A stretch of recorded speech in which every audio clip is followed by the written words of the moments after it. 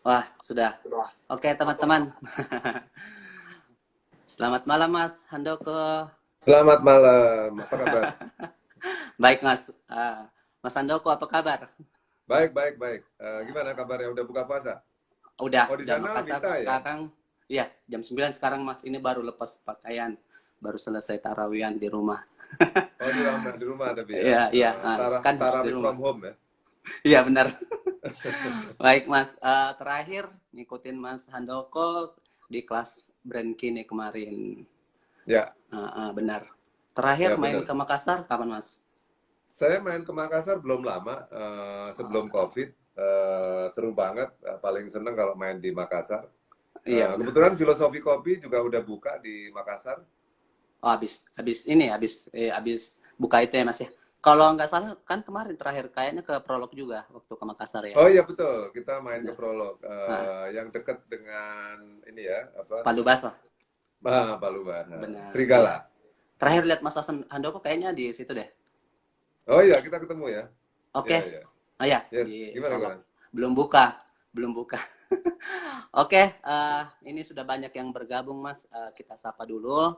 Mungkin sebelum kita mulai tema untuk malam hari ini, nggak usah mungkin banyak yang saya pembukanya dari saya karena pasti saya sendiri sangat kagum sama Mas Handoko dan pasti teman-teman yang berkutat sama brand pasti sudah tidak sabar lagi. Jadi sedikit perkenalan mungkin untuk Mas Handoko ini, Mas Handoko Endriono ini tidak mau sebenarnya disebut brand expert Mas ya, lebih pengen disebut brand aktivis. Kemudian Ya, betul. produser film juga, banyak nulis terakhir yang bukunya teman-teman bisa lihat ini yang Wah, cukup thank you banget fenomenal. udah beli. Ada 4, tapi yang saya dapat di Gramet cuma 2 Mas. Jadi Oh cuma iya. dapat sama Artisan Brand.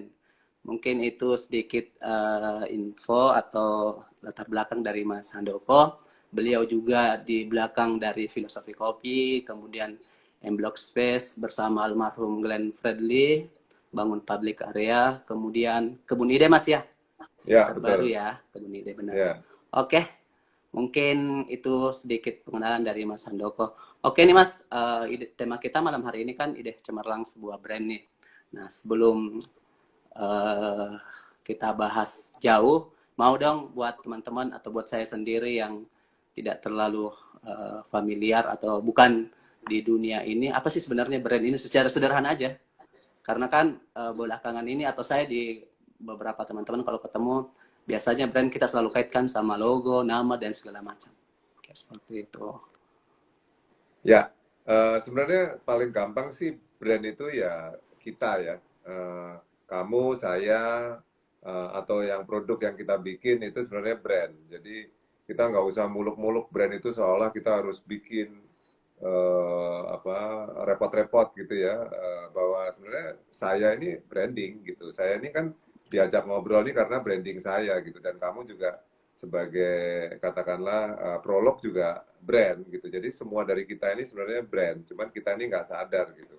Nah ini yang perlu kita pelajari dan kita sadari bahwa berarti kita harus kalau kita adalah brand ya kita harus bisa berdiplomasi, kita harus bisa menjual, kita harus bisa berperan ke masyarakat.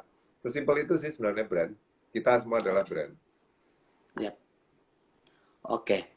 Jadi dari di buku juga di buku yang Mas Handoko tulis sudah menyampaikan sih sebenarnya Ya, betul. semuanya ya Mas ya, tidak menutup kemungkinan lagi atau ada batasan. Kemudian yang ini yang biasa kita temukan untuk kita akan bicara UKM Mas. Karena belakangan Ya, ini juga saya pribadi banyak bersentuhan langsung sama UKM, mengajarkan mereka digital marketing. Biasa selalu akan muncul pertanyaan, bagaimana sih Mas Kasman kita mulai bangun brand dulu atau bangun sebuah produk yang bagus dulu. Nah ini gimana menurut Mas Handoko ini yang sudah malang melintang di dunia brand ini. ya, menurut saya sebenarnya brand itu bisa apa aja, bisa berupa produk, bisa berupa jasa, bisa berupa kita gitu. Jadi menurut saya kalau ditanya urutannya sebenarnya kita kalau hari ini zaman sekarang ini sebaiknya sih idealnya kita memecahkan masalah apa dulu. Apa yang kita bikin itu harus memecahkan masalah.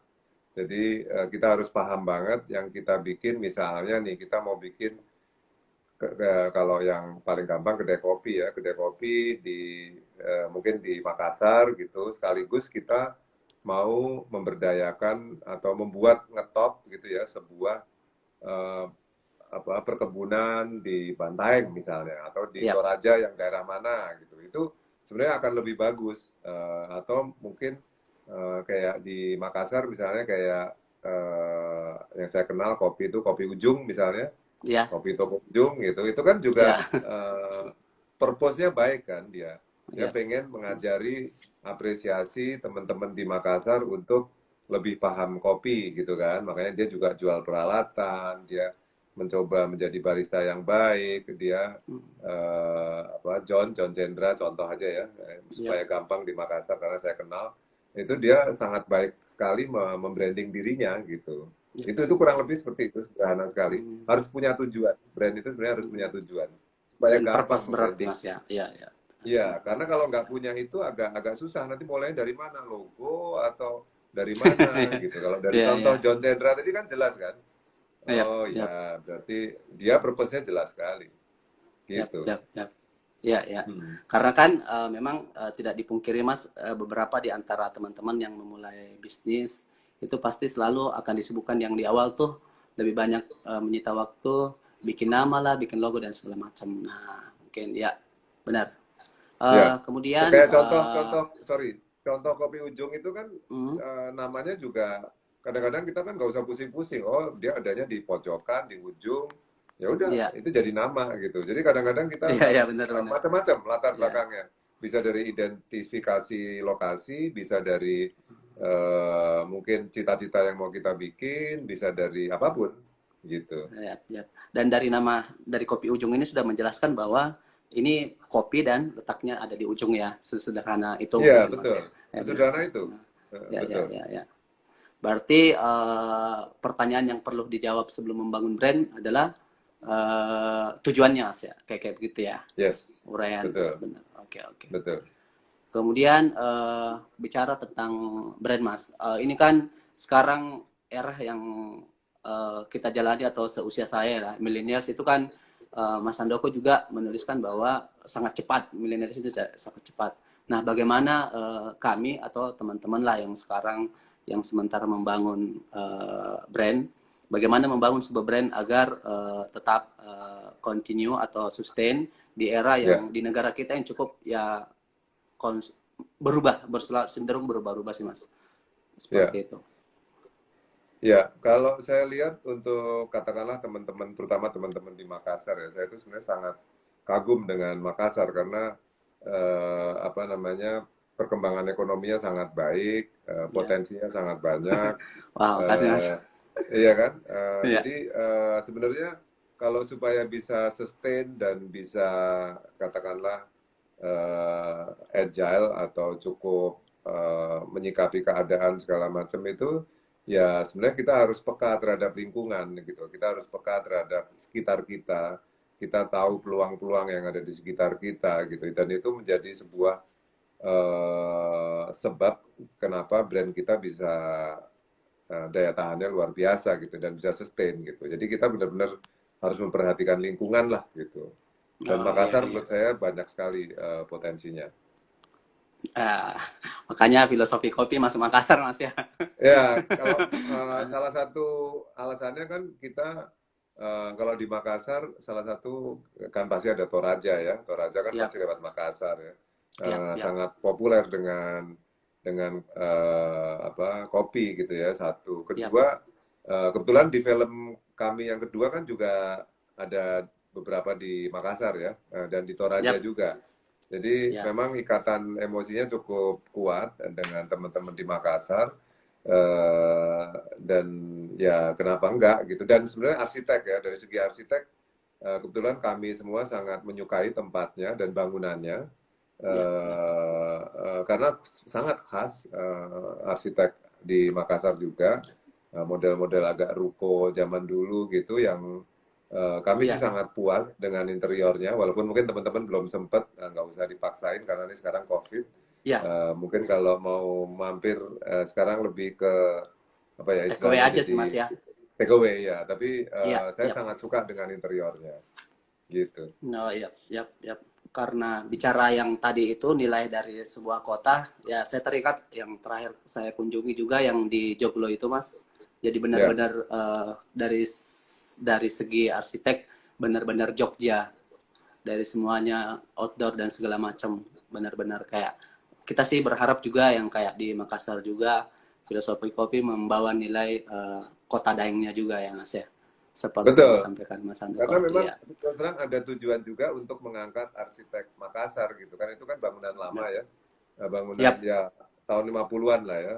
Mungkin 50-60 gitu. Jadi mungkin ya siapa tahu kita bisa memberi sedikit inspirasi atau wawasan bahwa oh arsitek seperti kayak gini bisa ya dijadiin kafe yang khas ya, gitu, dan membanggakan gitu bagi kami, dan syukur-syukur bisa membanggakan bagi teman-teman di Makassar gitu.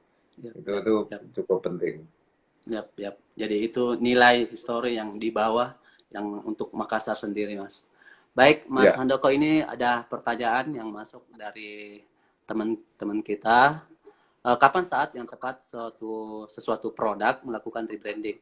Atau hal apa yang mengharuskan sesuatu brand itu mengharuskan sesuatu brand untuk rebranding? Nah, ini bicara rebranding nih, Mas Handoko. Gimana nih?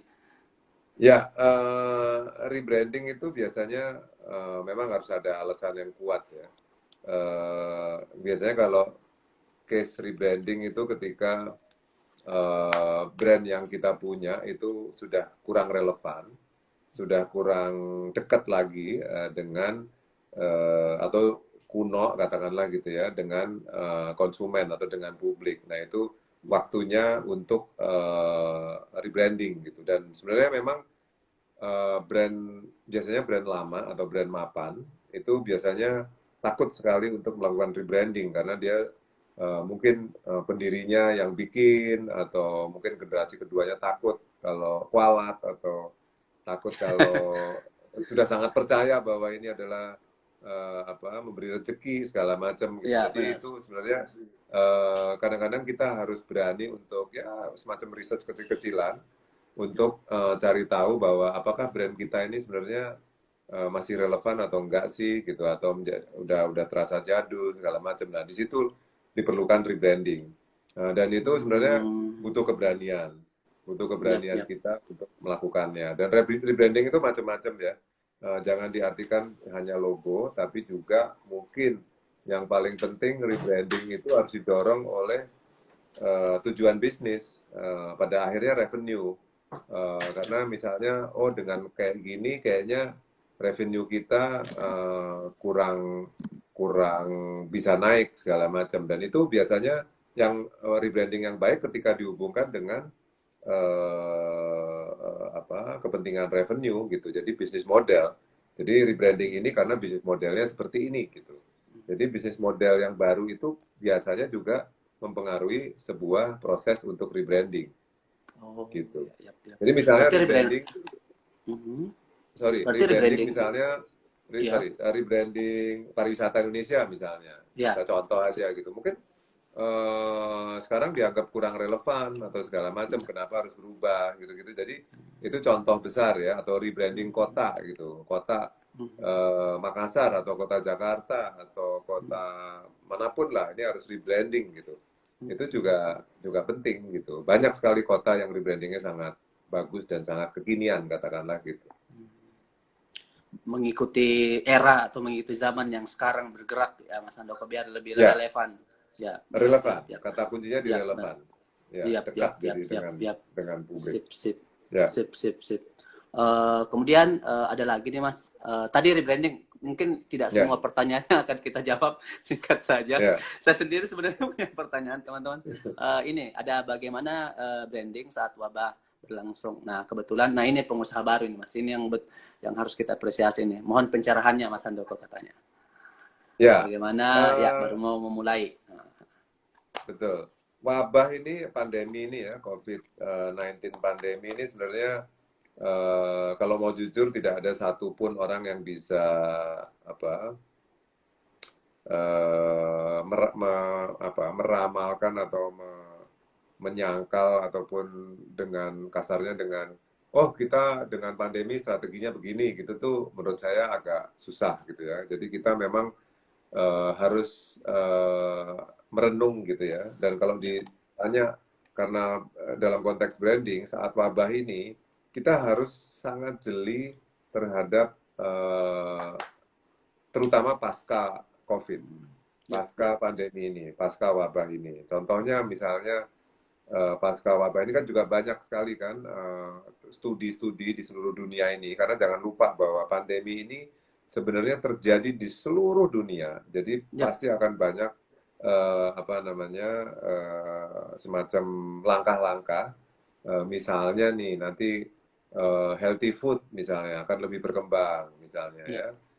Atau misalnya justru yang berkembang adalah digital gitu ya. Digital ya, itu ya, akan sangat berkembang. Berarti kan apa kegiatan dari rumah itu akan menjadi apa motor utama dari ya, orang gitu. Jangan lupa walaupun nanti udah bekerja pun saya rasa kegiatan kita seperti hari ini itu akan tetap berlangsung gitu. ya, Zoom ya, karena orang tersadar gitu bahwa Zoom ya, meeting itu ternyata efektif gitu benar, benar, misalnya. Bayangkan benar, benar, dengan orang negara lain, dengan kota lain kita bisa meeting dan lebih serius gitu ya.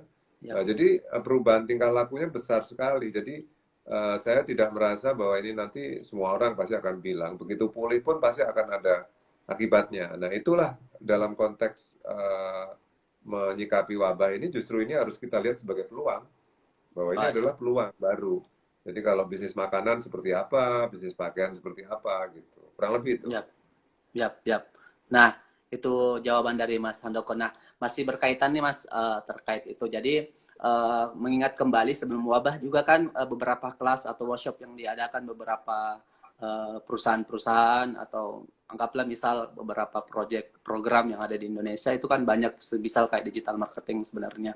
Dan Ya, buat mereka itu sebenarnya teman-teman yang sekarang di tengah wabah pandemi ini sebenarnya bukan hal yang akan membuat dia malah kehilangan pasar atau konsumen mereka, malah ini akan menjadi penambah atau peningkatan buat teman-teman yang sudah go online. Istilahnya kami sih, ya, betul. istilah saya sih go digital Mas ya, go Ya, digital. Nah, buat betul. teman-teman mungkin tambahan aja bahwa memang di tengah wabah seperti ini digital lah yang paling bisa menjadi Ya, kuat dan bertahan. ya, Dan teman-teman yang masih konven ya mau tidak mau, nah mungkin digital inilah yang seperti sekarang ini yang tidak bisa kita demonstrasi. Seperti mungkin kemarin Mas ya, kayak kelas Mas Handoko juga yang brand kini di M-Block Space Academy yang virtual juga, ya. 135 orang yang cuma persiapan beberapa hari doang Mas ya. Kan Iya, saya juga betul. ngikutnya pas malam aja lihat pengumuman, pagi baru sudah sore ngikut kelasnya dan 135 orang itu luar biasa. Bisa ada Iya, kelas dan luar biasa sampai sampai buka tuh di depan handphone. Oke, iya. masih adakah pertanyaan yang lain? Nah, ini sambil kita nunggu, Mas, dari saya deh ada beberapa memang pertanyaan juga dalam diri saya biasanya. Ini dengan brand bisnis kita atau produk kita, bisa enggak sih kita nyambungkan brand personal kita ke dalam brand produk atau bisnis yang kita kembangkan? Karena kan Eh, biasanya, yap, ya ya, lanjut sangat aja, Mas, bisa. lanjut aja. Yap, Justru sangat bisa. Saya mungkin menyambung tadi antara kita harus digital. Digital itu kan sangat personal. Saya kalau mengandaikan misalnya misalnya kita petani lah gitu ya. Kan petani sehat itu kan menjadi sesuatu yang seksi di masa depan ya. Misalnya kita yap, petani di sekitar di apa Sulawesi Selatan gitu, kita misalnya ngasih tahu traceability-nya, kita nanam dengan proses yang benar segala macam, terus kita menjualnya. Nanti lama-lama ya mm-hmm. mungkin dari lahan pertanian itu kita bisa bisa menarasikan gitu atau membranding apa yang kita jual gitu. Mm-hmm. Sama seperti prinsip zaman dulu sebenarnya, zaman katakanlah Levi's bikin logo gitu ya atau misalnya farm kebun ini bikin bikin logo juga dan akhirnya jualan gitu ya. Nah, mungkin nanti juga balik lagi bahwa bahwa apa namanya suara saya kekecilan ya? Cukup jelas nggak? Nggak, jelas jelas kok Mas. Ya, Jelas ya. Yap. ada yang komen kekecilan. Jadi sebenarnya justru nanti akan transparan dan direct gitu. Dan untuk itulah pentingnya personal branding. Dan nanti juga akan bisnis dari rumah loh, jangan salah. Kita misalnya saya gitu bikin masak apa gitu, kalau saya ngasih tahu bahannya bagus, terus proses masaknya kayaknya menggiurkan segala macam kan saya bisa jualan dari rumah. Dan itu kalau nggak melalui digital dari mana satu. Dan kalau kita nggak melakukan personal branding kan nggak mungkin juga. Masa yang dikasih lihat cuman kuenya doang misalnya, kan juga harus ada apa ya spokesperson-nya gitu, harus ada yang menjajakan gitu, harus ada yang melakukan apa istilah saya diplomasi gitu kan, Yap, sehingga yap. orang akan yes ini saya percaya nih, waduh ini menarik nih coba. Jadi inovasi nanti akan dimulai dari rumah gitu dan dari digital memang akan Ya. jelas sekali itu bahwa dan disitulah branding penting banget. Sip, sip, sip. Jadi bisa relate banget Mas ya, harusnya ketika kita, tapi eh, biasa juga kadang muncul kalau misalkan harus dihubungkan antara bisnis kita sama diri sendiri, kan suatu saat ketika besar ini kan menjadi tantangan juga Mas, ketika saya misal Ya, ngembangin betul. sesuatu tiba-tiba jadi ada problem yang problem itu ya problem saya sendiri, dan mungkin itu bagaimana Mas ketika harus karena berkaitan sama bisnis akhirnya ngikut juga usahanya, itu gimana mencegah itu, atau kira-kira Mas Handoko punya pandangan khusus bagaimana ketika personal branding harus sejalan sama bisnis dan itu nanti tidak mempengaruhi ketika terjadi masalah di kemudian hari, anggaplah misal ya ada aja Mas, misal saya korupsi apa misal kayak gitu. Ya, jadi gini, yang mesti diingat bahwa saya sering bilang bahwa sekarang ini runtuhnya zaman komoditi. Jadi ketika brand itu sangat komoditi, pabrik gitu-gitu, itu semakin terkikis habis, semakin apa orang akan seneng beli sesuatu yang dipercaya dan dia tidak komoditi lagi, tidak keluaran pabrik lah kasarnya gitu.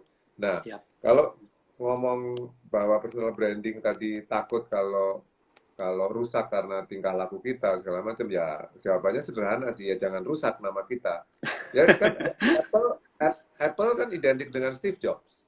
ya, Berapa benar. tahun Steve Jobs itu Apple gitu dan itu ya masa dia walaupun sekarang sudah meninggal tapi nama beliau tetap melekat gitu.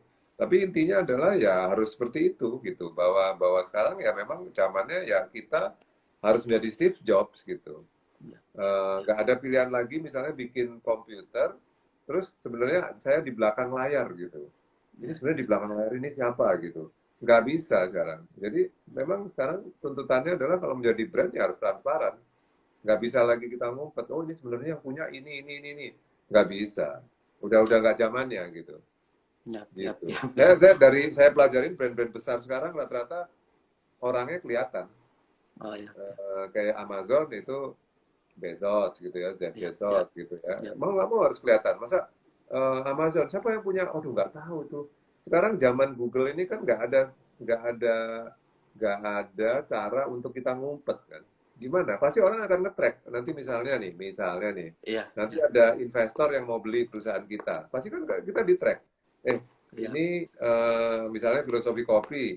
ya, Ini punya siapa? Masa, wah ini nggak penting nih yang punya siapa. Ini kita harus segala macam. Kalau kita ngomong perusahaan besar dan biasanya akan masuk investor, ya otomatis kita harus nongol dan kita jangan korupsi kan. Konsekuensinya itu ya. Iya kan, bener kan? Jadi kesimpulan kesimpulan pertanyaan ini sih Mas ya, jadi ya seperti pepatah dulu, kalau tidak ada rotan ya cari rotan ya, kan kemarin Iya kalau tidak betul. ada bukan Iya lagi benar. kalau tidak ada ini cari ini, jadi kalau tidak ada rotan ya harus rotan, makanya nggak ada Iya opsi A benar. atau B ya. Nggak bisa kita ngumpet-ngumpet. Ya. Nggak bisa. Karena ya kan kita lihat juga Mas, ada beberapa bisnis yang emang ownernya atau si founder itu kan kadang tidak terlihat. Tahu-tahu ternyata si doi yang punya kayak gitu sih. Tapi belakangan ini benar kata Mas Handoko tadi bahwa seperti Apple itu kan ada Steve Jobs yang luar biasa hebat memperhatikan produk-produk yang mereka kembangkan, Betul. Bill Gates dengan Microsoft-nya kayak seperti itu. Oke, jadi mau tidak mau sudah itu pasti. Sudah itu. Sudah Kecuali itu. kalau bisnis kita nggak mau transparan, ya ada risikonya juga. Kalau nggak Yap, transparan yap. mungkin ya bisa juga. Tapi kan Mhm. rasa-rasanya nggak bisa mendunia, bener nggak? Kalau Oh, bisnis nggak benar-benar. transparan, nggak kayaknya susah untuk mendunia. Berarti dari awal pengembangan atau pendirian dari sebuah brand atau bisnis yang kita kembangkan ini sih Mas, berarti kita akan melihat bahwa apa yang saya bangun ini kita akan melihat berapa lama kita bangun ini, untuk 1 tahun kah, 2 tahun, 10 tahun, atau untuk kita delegasikan atau wariskan ke anak cucu kita ya, seperti itu kali mungkin ya. Ya, kalau Pak, delegasikan tuh hal yang lain ya. Contoh ya, misalnya ya, kalau di Indonesia yang contoh yang jelas sekali mungkin yang sudah sangat besar adalah Tokopedia sama Gojek lah. ya, Gojek Nadiem udah pasti nempel. ya, Dan pada waktu dulu investor pertama masuk, investor kedua masuk, ketiga masuk, pasti yang dipegang ya Nadiem. Harus ya. ada yang komit terhadap orang apa yang bisa dipegang gitu oleh investor ataupun oleh publik gitu. Tapi sekarang kan sudah jadi menteri, mungkin ya dia sudah secara profesional menyerahkan ke orang lain. Tokopedia identik dengan William, bukan Ya. identik ya, dia harus in charge bahwa tapi dia punya tim besar, ya ya begitu. Tokopedia yang punya siapa ya? Aduh nggak tahu tuh. Rasa-rasanya kalau nggak tahu Ya, nggak ya. mungkin besar, bener nggak? Benar, benar, benar, benar. Zaman sekarang. Jadi itu penting banget personal branding. Dan ada histori sendiri dari si personal itu, Mas ya. Ya betul, Dan itu betul. kalau bicara bicara ini Mas, kalau bicara misal history dari si personal ini harus yang benar-benar real atau kita yang harus ngebangun? Ini gimana nih Mas Andoko? Misal yang Sebaiknya berpengalaman. Heeh. sebaiknya real. Saya masih ingat ketika seorang Nadiem ketika masih belum jadi Mas Menteri, Ya, dia kalau meeting dengan tokoh-tokoh terkenal dengan segala macam, dia tetap naik Gojek gitu ya. Itu pakai kan Gojek. personal branding yang sangat baik gitu. Yap, yap, Gojek yap, motor ya. yap, yap, Mungkin bukan pencitraan, mungkin dia sedang ngecek kualitas dari Gojeknya gitu. yap, Dan mungkin ya menyenangkan juga kan. yap, Bisa mungkin Mas Nadiem bisa meeting sehari 5 kali dengan Gojek segala macam. Dan dia kan pasti bangga pakai helmnya segala macam. Ya yap. memang natural, tapi ya real gitu. Tapi ya sangat baik gitu. Itu kan cara-cara branding sekarang kan sangat sangat jujur gitulah kasarnya gitu. Transparan, harus jujur dan real Mas Betul, ya. Harus. Oke, real. baik. Baik, Karena itu mungkin. zamannya zaman Google. Zamannya zaman Google sekarang. Ya, jangan Google. Jadi jejak digital itu kejam Mas ya, ibaratnya seperti itu. Kejam, betul. Ya, saya masih ingat beberapa iklan yang dibuat, kemudian si artisnya ini ketahuan ternyata bukan bukan dari pemain yang itu yang cukup sukses yang dia ceritakan. Oke, baik Iya, Mas, itu kita kan melangkah. fatal kan? Iya fatal, benar-benar fatal Mas, fatal banget. Oke, ini masih ada waktu. Ada pertanyaan lagi nih Mas. Cara brand nge-reach market baru menurut Mas Handoko baiknya gimana? Nah, ini nge-reach market baru nih Mas. Gimana? Ya, kalau kalau ngeris market baru kan berarti kan kita harus tahu market baru itu seperti apa. Kalau misalnya market barunya muda gitu ya, lebih muda daripada yang kita punya ya, berarti kita harus menyesuaikan dan harus punya cara berdiplomasi untuk yang muda itu gitu. Caranya macam-macam, bisa berkolaborasi dengan misalnya saya sebagai brand, mungkin mungkin sebagai personal saya udah umur gitu, tapi pengen muda dan pengen masuk ke Makassar ya, saya harus berkolaborasi dengan teman-teman yang di Makassar, Ya, teman-teman Prolog misalnya. Itu kan cara cara cara paling gampang ya. Sebenarnya kan diplomasi dan sekarang sebenarnya kolaborasi itu salah satu cara untuk kita bisa merambah influence supaya bisa melebar dan sesuai dengan market kita gitu. Jadi kita harus cukup networking, harus cukup gaul dan cukup luas diplomasi kita untuk supaya brand kita ini mau kemana juga bisa gitu. Karena sekarang kan borderless ya, nggak ada batas sebenarnya kan. Kita ya, bisa masuk kemana-mana gitu. Jadi benar-benar. tinggal tinggal bagaimana kita memanage itu gitu untuk kita bisa masuk sesuai dengan target kita gitu. Tentu yang harus kita kenal ya. Kita nggak bisa masuk ke market yang mungkin kita nggak nyaman. Yap, yap, yap. Misalnya dipaksa gitu, tapi kita sebenarnya bukan bukan personality kita gitu. Hmm, hmm, hmm, hmm. Ya contohnya misalnya Apple gitu. Apple kan udah punya identitas ya, identitasnya dia Yap, yap. desain, Mm-mm. simple gitu kan. Terus katakanlah apa sangat sangat modern gitu ya, ya dia harus harus sesuai dengan karakternya itu gitu. Sip, sip. Nah, ini kan kayak tadi ada kayak network nih Mas, berarti harus Ya, komunitas yang terkait sama apa yang kita kembangkan itu kita harus ada di sana. Bukan bukan malah menjauh kalau memang kita mau melebar ya, Mas ya. ya Sederhananya betul. mungkin kayak begitu ya. Yap. Oke, mungkin itu dari pertanyaan dari ini Alfana Tarik. Oke. Kemudian ada Ya, lagi nih Mas. Mohon diinfo bukan. Ya, diinfo gimana cara memahami kompetitor. Nah, bicara kompetitor. Bagaimana kita harus bertindak di tengah sengitnya persaingan. Nah, tadi udah ada sih sebenarnya sudah sedikit disinggung sama Mas Handoko. Bagaimana nih Mas tentang kompetitor? Tadi kan Mas Handoko sudah sampaikan bahwa saatnya kolaborasi. ya. Saya sebenarnya sangat kurang percaya dengan kompetitor. Dalam arti kita ngapain sih ngurusin kompetitor, pusing amat. Ngurusin aja diri sendiri gitu. Karena kalau kita ngurusin kompetitor itu nggak ada habisnya loh. Kalau kita sekarang ngurusin kompetitor apa namanya X gitu ya, Ya, ternyata kompetitor kita bukan X gitu. Terus kalau kita kaget gitu, oh ternyata kompetitor kita adalah X, Y, Z gitu. ya, Ternyata masih ada lagi kompetitor yang lain lagi, apalagi di zaman sekarang. ya, Kalau menurut saya urusinlah diri sendiri, karakter kita kita perkuat. Itu cara yang paling efektif. Tadi kan saya cerita, walaupun saya bisnis kopi, saya memuji kopi ujung. ya, Saya tidak melihat kopi ujung sebagai kompetitor, sip, sebagai teman, karena pasti dia berbeda dengan filosofi kopi.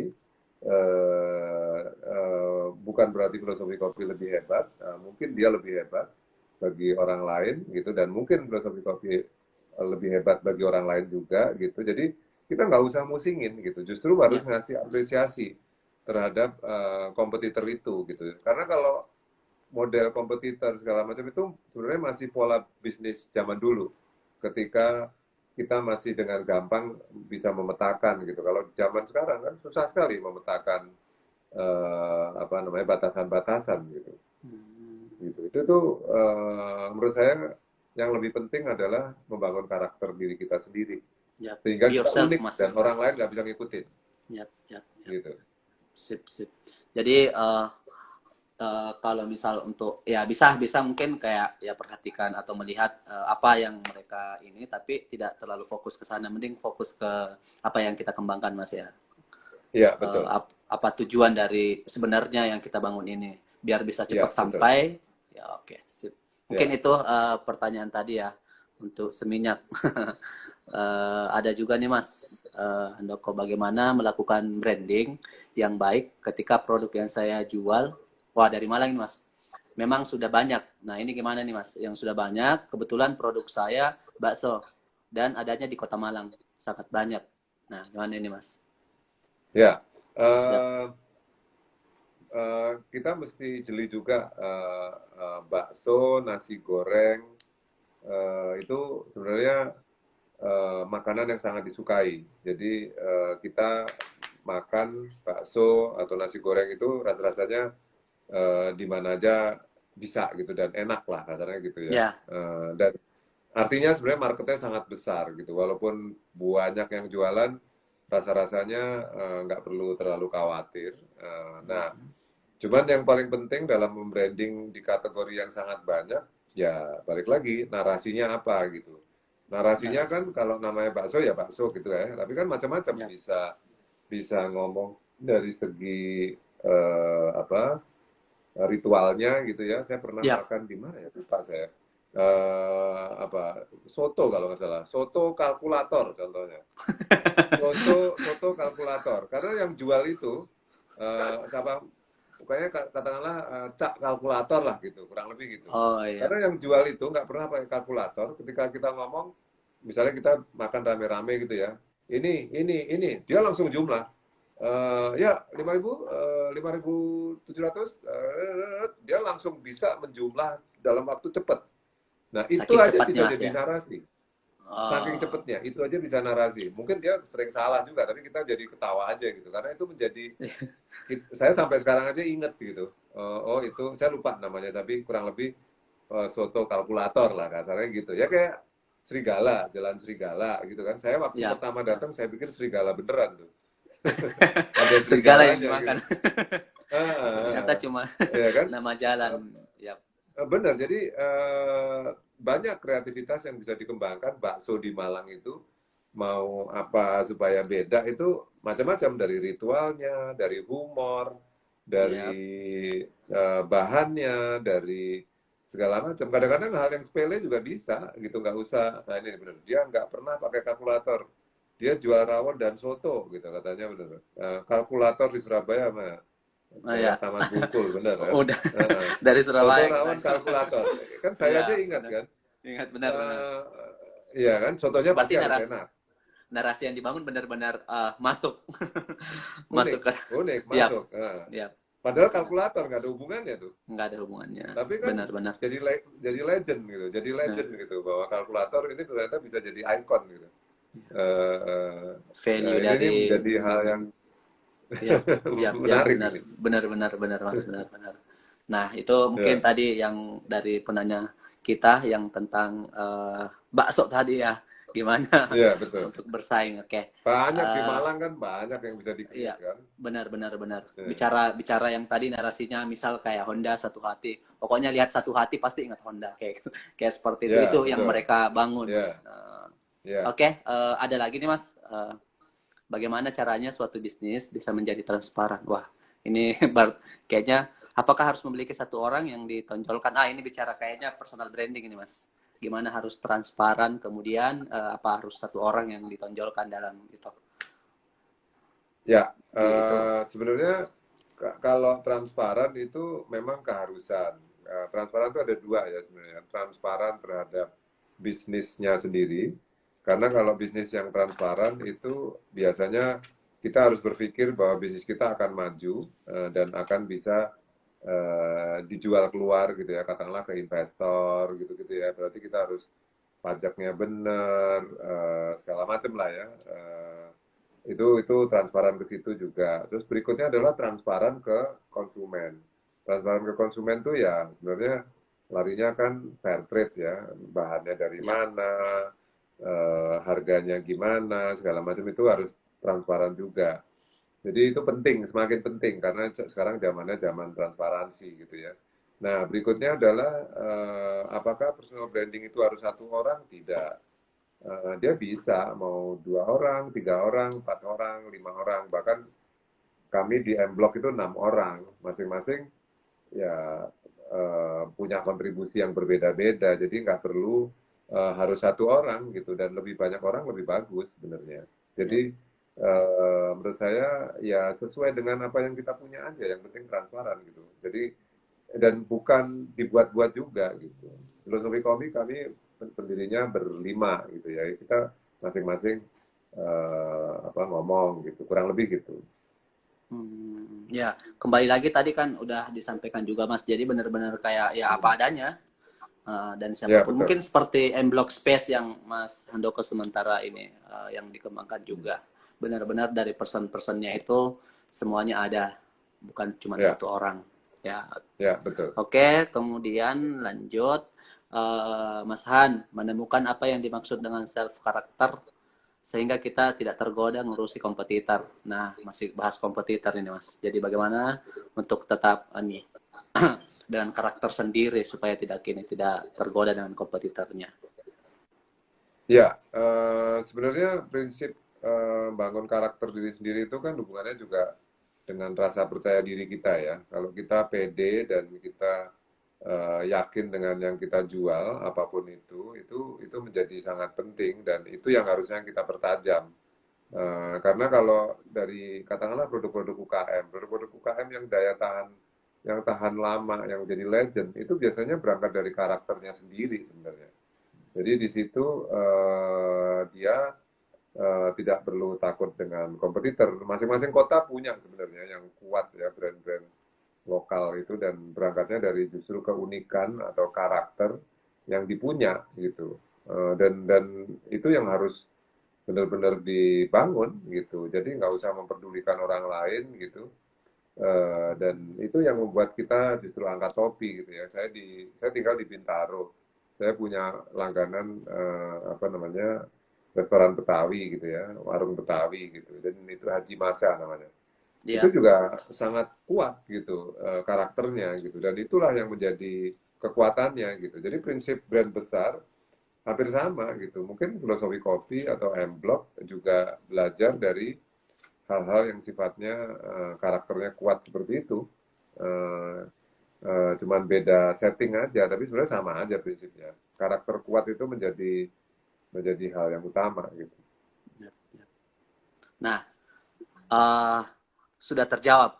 Ini kayaknya Ya. pertanyaan yang itu beberapa kali Mas ya, sebelumnya tadi juga. Mm-mm. Oke, makasih penanya kita. Kemudian lanjut lagi Mas. Untuk ngembalin kultur dan mindset suatu daerah agar cinta sama brand lokal daerahnya. Wah, ini Mas. Ini bagaimana ini maksudnya kayak bagaimana sih kita ini atau orang yang ada di daerah tersebut lebih suka dengan brand yang ada di daerah tersebut dibanding brand yang dari luar misal. Nah, ini yang pertanyaan dari Biba Biba. Ya, memang saya sangat memperhatikan juga ya kalau di daerah itu mungkin masalah waktu aja sih, tapi memang yang berbau luar negeri, berbau Jakarta itu apa namanya kayaknya kesannya kayak lebih wah gitu ya. Yap, Tapi yap. menurut saya lama-lama enggak ya, lama-lama akan enggak, lama-lama brand yang dari Jakarta pun juga atau dari luar negeri pun akan harus mendekatkan diri ke daerah itu gitu. Tidak bisa lagi memakai kesombongan dari luar daerah gitu ya, katakanlah dari luar negeri gitu. Kan itu terlihat dari brand-brand di Jakarta juga, yang brand-brand internasional gitu mulai kolaborasi sama artis lokal gitu ya, Darbot misalnya, Mm-mm. sama Eko Nugroho gitu ya kalau di Jakarta ya atau di mall-mall itu. Jadi kepentingan untuk bahkan sama yang tidak setenar itu gitu ya dengan Dila Maharani dengan artis-artis baru lah katanya emerging ya yang Yap. bagus-bagus tapi baru gitu. Jadi itu Hmm. sebenarnya cara untuk mendekatkan diri justru ke lokal gitu. Jadi teman-teman yang lokal menurut saya ya pertajam aja dengan kelokalannya dan memperkuat dengan katakanlah hak lokalnya gitu kolaborasi dengan teman-teman kayak apa namanya katakanlah apa namanya kan banyak sekali hub-hub kreatif di Makassar juga kan Yap, yap. dari teman-teman sastra puisi dari teman-teman seni juga kan banyak banget jadi justru percaya diri lokal itu harus diangkat dari lokal itu sendiri gitu karena itu keren banget jadi harus pede kita jangan minder gitu jangan jangan udah kalah duluan padahal kalah dengan sesuatu yang nggak lebih keren kan belum tentu yang dari luar itu lebih keren gitu Yap, itu penting itu gitu. yap, yap. Benar-benar, Mas. Kan ada beberapa juga yang ada di daerah brand-brand yang mereka tuh sebenarnya beberapa kali untuk diajak juga ke misal ke ibu kota ini bukan persoalan Jakarta atau Jawa tapi mereka Ya, tetap milih untuk tetap di daerah kan Mas ya ada mungkin Mas ya Handoko betul. juga dengan pengalaman yang kesana kemari membangun mulai masuk ke desa masuk ke mana-mana dan teman-teman itu mungkin ada beberapa juga mungkin contoh Mas yang mereka ini Ya, sebenarnya produknya mungkin sudah sampai ke luar negeri mancanegara pasarnya tapi tetap bertahan ke daerah. ya Wah, mungkin saya ambil contoh yang jelas. Mungkin saya sering ambil contoh ini. Sebenarnya Lulu Lutfi ya, Lulu Lutfi Labibi itu fashion designer. Bayangkan dia nggak mau buka di Jakarta, dia mau buka di Jogja yang apa dengan cara cara mendisplay di kandang sapi, backgroundnya kandang sapi, bekas kandang sapi ya, tidak bau tentu, tapi bekas kandang sapi yang sangat etnik gitu-gitu dan itu pembelinya orang Jakarta. Sekarang terbalik, gengsi itu justru muncul dari daerah dan kan dari Jakarta ke Jogja kan kayak sama aja dari saya dari Bintaro ke kota kan yep, kasarnya kan yep, gitu ya ya yep. udah saya mendingan belanja di Jogja sambil liburan saya pulang lagi gitu. Dan itu sesuatu yang sangat keren gitu, karena jarak tidak menjadi isu lagi, yang dan apalagi percaya diri tidak menjadi isu lagi gitu. Dia sangat percaya diri, Lulu Lutfi itu gitu. Jadi itu contoh, kalau di Makassar ada sebuah brand lokal gitu, mungkin tidak hanya menaklukkan orang Makassar, tapi menaklukkan orang Jakarta. Saya mesti ngopi di situ gitu, saya Yap, mesti makan di situ gitu, yap, kan yap, bisa. yap, yap, yap. Misalnya Kak, orang Jakarta tiba-tiba pengen, saya harus makan seafood di situ karena di situ paling fresh lah hmm, di Indonesia gitu misalnya, yap. kan bisa kan? Dan pasti pengalaman kita juga Mas ketika ke daerah pasti nggak cari atau menghabiskan waktu kunjungan kita ke daerah tertentu ke brand yang sebenarnya ada di mana-mana. Misal Iya saya betul. ke Jogja masuknya ke mall kan nggak mungkin juga, harusnya Iya, ada beberapa tempat yang ya nilai Jogja mungkin yang bisa kita rasakan, yang kita bisa lihat iya benar. gitu. Saya ke Makassar, ngapain saya makan di apa ngopi di Jeko misalnya. Jeko Ya, kan ya, ada di mana-mana gitu, ya, kasarnya ya, gitu. ya, ya, Jadi ya, harusnya karakternya justru menarik untuk orang untuk harus datang gitu. Kita ya. harus pede gitu. Yap, yap. Nah, mungkin juga terkait masih pertanyaan tadi, tetap agar brand ini atau produk yang kita punya ini bertahan, ya harusnya kita membangun komunitas juga, Mas ya. Misal kopi Harus, kita betul. bersama-sama dengan pelaku-pelaku kopi yang lain, kayak seperti itu mungkin. Ya, Ya, ya. Oke, lanjut lagi, Mas. Ini masih ada 5-7 menit. Mas Handoko, apa usia dan preferensi kita yang bisa membentuk karakter kita? Nah, usia dan preferensi kita yang bisa membentuk karakter. Nah, ini pertanyaannya, Mas. maksudnya gimana? Usia gimana maksudnya? Usia kita atau? Eh, ini usia dan preferensi katanya, Mas. Ini terkait Oke. apa ya? Ya, Ya, untuk membentuk karakter. Ya, oke. Menurut saya tidak ada hubungannya dengan usia dan preferensi sih menurut saya. Jadi sebenarnya apalagi sekarang ya, banyak sekali anak-anak muda teman saya yang hebat jadi chef, hebat jadi bisnismen, jadi barista, jadi petani, segala macam. Jadi nggak ada hubungannya. Sekarang seperti umur itu bukan lagi kendala ya. Sebenarnya sebaliknya juga sebaliknya, bukannya saya sensitif. Yang tua pun juga bisa muda gitu. yap, Jadi yap, sebenarnya balik lagi terlihat dari passionnya dan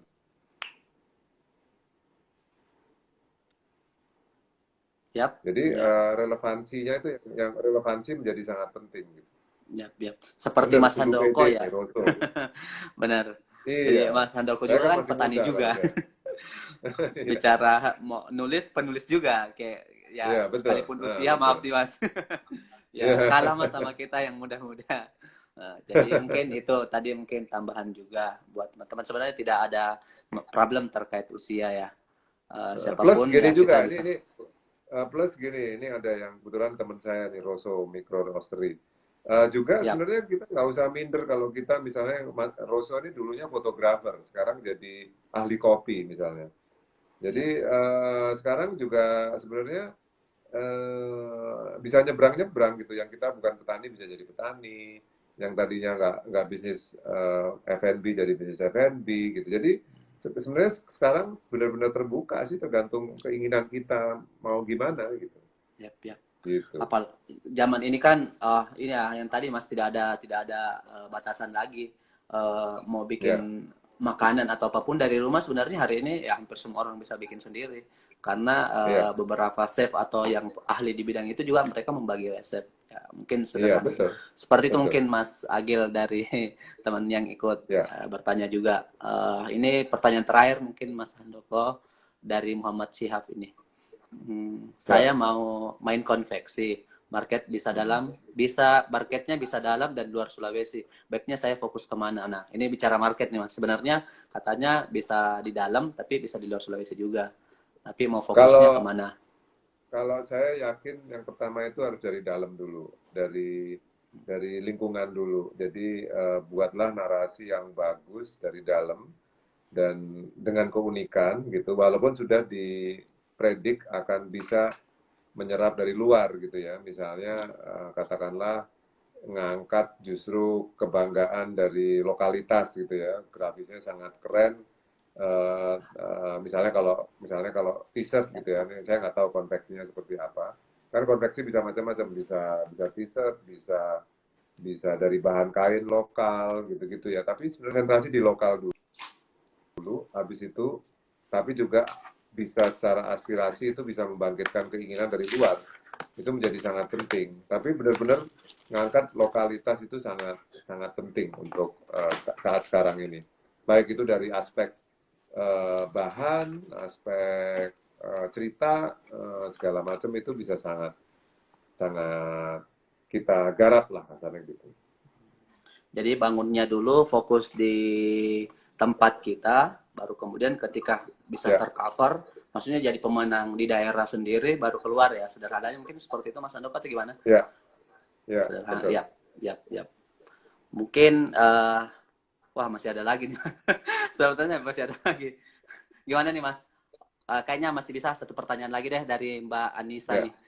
Saya membuat sebuah toko yang isinya cemilan, makaroni dan lain-lain. Toko saya menerima titipan produk teman-teman yang on shop. Kira-kira narasi apa yang baik untuk mengangkat ini Pak Handoko? Nah ini katanya. ya. Yap, Sebenarnya sesuatu yang wajar kita menerima titipan dari teman-teman, tapi memang benar mengkurasi itu menjadi sangat penting dan harus sesuai dengan apa namanya karakter kita, harus sesuai dengan kata hati kita. Kalau kita udah memutuskan, saya ingat ya apa Happy Mom ya yang di Makassar itu yang kue-kue itu, uh, Mama ya Mama apa Cake, Mama ya? benar, benar, benar, benar. Mama cake, ya, Mama Yap, cake itu kan juga banyak dari masakan-masakan lokal yang sangat yap, enak gitu ya. yap, Jadi yap, misalnya contoh Mama cake ya, ya dia harus harus yang kurang lebih idealismenya sama lah dengan Mama cake itu yang kita jual. Jadi kurasi itu penting, jangan harus semua dimasukin. Karena yap, kalau semua dimasukin rusak kita. yap, yap, Personality kita jadi rusak gitu. Itu yang paling penting dijaga sih, yap. personality. Itu namanya brand personality. Brand personality itu pesan dari Mas Handoko untuk Ya, penanya terakhir. Nah, masih ada waktu lagi, sedikit lagi Mas, mungkin karena ada ya, masuk lagi nih. Eh, Bicara kopi, karena kopi kita terima deh pertanyaannya. Dengan maraknya kopi lokal nih, memunculkan banyaknya coffee shop lokal dan varian kopi lokal, serta memunculkan pakar-pakar kopi lokal. Bagaimana menyikapi kompetisi sesama lokal ini? Wah, bicara lokal ini Mas. Ini ya. untuk pemain Seperti kopi lokal. Seperti saya bilang tadi bahwa kopi ini sebenarnya juga masih sangat besar marketnya. Jadi nggak perlu khawatir karena apa namanya tingkat konsumsi kopi Indonesia itu masih cukup rendah sebenarnya Yap, dibandingin katakanlah di Italia atau di negara-negara Eropa atau di Australia segala macam. Jadi masih sangat kuat, masih sangat potensial. Cuman balik lagi, buatlah narasi dan karakter yang kuat. Kenapa orang harus ngopi di tempat kita dan tempatnya seperti apa gitu kan?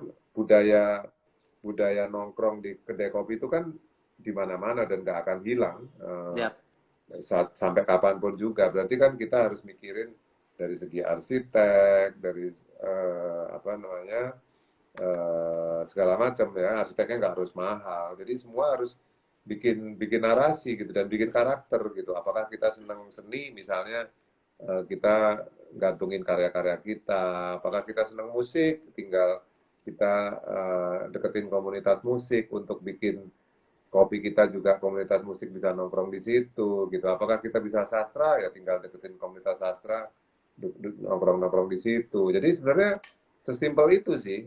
Apa yang kita jual, kita serius, tekunin kopinya terbaik. Setelah itu kita interestnya apa, kita komunitasnya apa, dan sebenarnya itu bisa jadi experience yang akan sangat baik. yap, Kurang yap, lebih itu. yap. Oke, makasih